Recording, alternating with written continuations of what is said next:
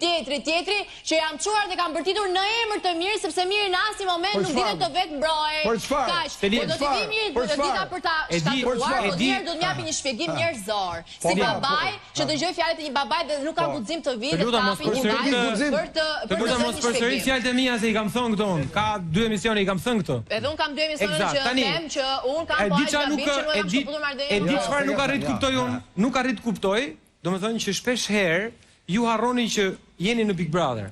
Dhe në Big Brother është garë.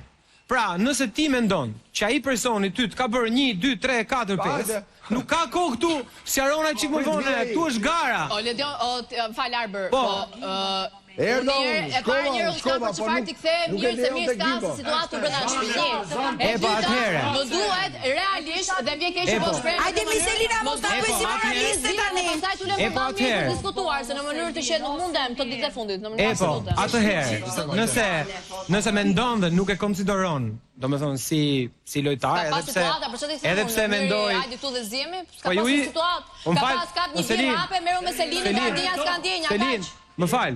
Se ja këtu më vjen këtu më gacmon mua aty. Sepse ti domethën, pavarësisht gjithë marrëdhënies që ke pasur me atë, që ai deri dje ishte më i miri, sot je në pozicionin që s'ka situata, ai domethën është lojtar i dobës me ato. E di si e shpjegoj unë këtë? Situata me mua. A e di si e shpjegoj unë këtë? Unë kam qenë në intervale, ka pas diçka që kam qenë fare aktive. Po mirë, Arber të po pyes diçka se është kurioze çështja. Mes të dyve, kush